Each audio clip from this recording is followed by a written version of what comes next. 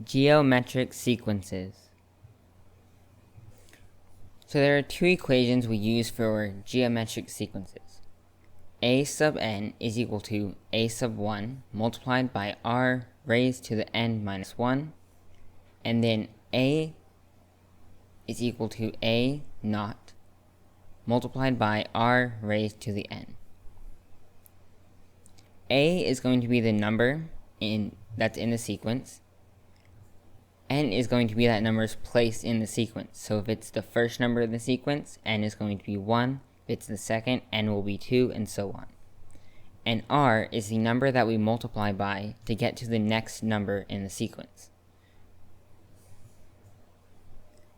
A1 and A0 are our starting terms in each of these formulas. So let's say we have a sequence where the first term is 256, and for each subsequent term we divide by 2. So our next term would be 128, and then 64, and then 32. So our n for 256, n is going to be equal to 1. For 128, n will be equal to 2.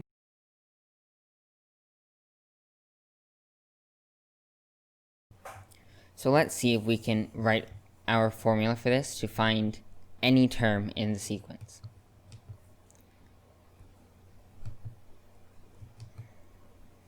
So let's start with this first one here. We know our first term is going to be 256, and then we multiply by our rate. Well, if we're dividing by 2 each time, our rate is going to be 1/2.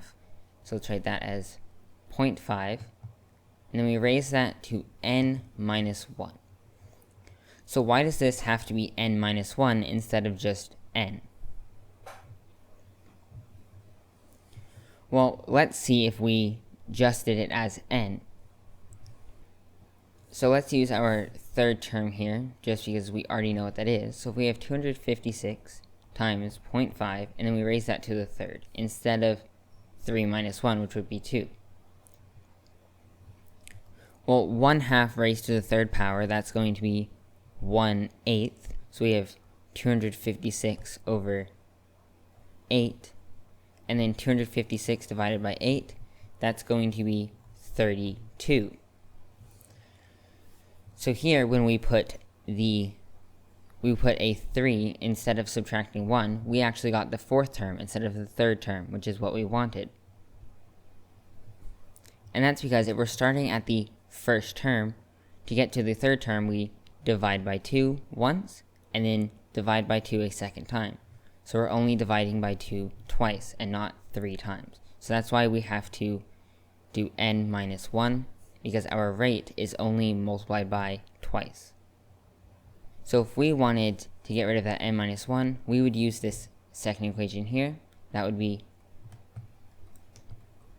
so what is A0 or A naught? That is going to be the number before 256. So if we divide by 2 to go forward in the sequence, to go backwards, we would multiply by 2. 256 times 2 is 512. So our starting number here is actually 512. So we are starting one number earlier in the sequence. So now, if we put our 0.5, we just have to put an n here. Because we are starting at 0 instead of at 1, we don't need n minus 1. So these two expressions are equal to each other. So if we are starting at 512, and let's say we had an n of 3 here, just like in the last one, now if we want to get to the third term, we actually do apply our rate 3 times. 1, 2, 3. Opposed to if we used this formula here, it would just be, we would start here, so it would just be 1, 2. So that's why if you start at the 0th term, you don't have to do n minus 1. So now let's plug in some numbers. Let's do the 7th term. And let's use this equation here. So what is our 7th term going to be equal to? That's going to be 256, and then 0.5, and then raise that to the 7 minus 1. So that's going to be 6. So 0.5 to the 6th power. So if we throw that into our calculator, we will get 4 as our answer. And just to confirm that, let's go back to our sequence here and let's just count it out. This is our 4th, so our next term we divide by 2, 16. And that's going to be our 5th term. And then our 6th term is going to be 8. So it's going to be 6. And then our 7th term is going to be 4. So our formula did work, and we got 4 as the answer to our 7th term. So let's look at this problem. There are 12 bacteria in a dish. The number of bacteria triples every 5 hours. How many bacteria will there be after 30 hours?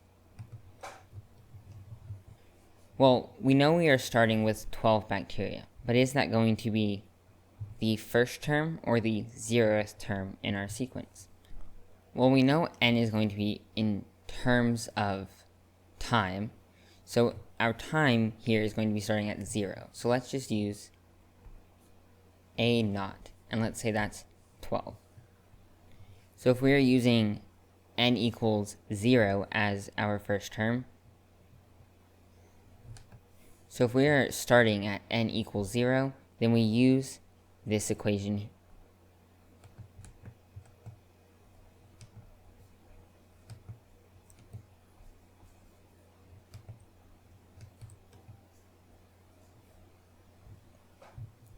So what are we missing?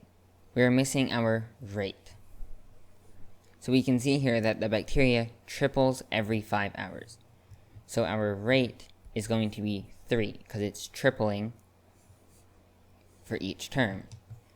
And so let's just write out our sequence just so we can see that. If we start at 12, then our next term is going to be 36. And then our next term after that is going to be 108. And then we would have 324. So for our n values, this would be 0, and then this would be 1, 2, and 3.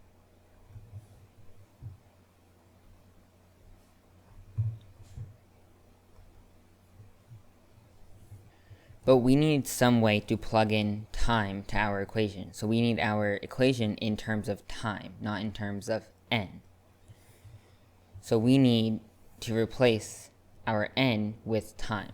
So we know every time we triple it, 5 hours has passed. So we know every time we move 1n, this is going to be 5 hours. So we can actually set up a proportion to get n in terms of t. So n is to 1 as t is to what? So for each 1n, we're going to have 5 hours. So n is to t as 1 is to 5. So n is going to be equal to t divided by 5.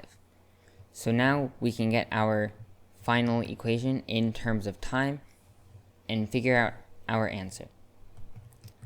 So because our equation is no longer in terms of n, let's actually just put a b here for our equation for bacteria, and then let's set that equal to our equation.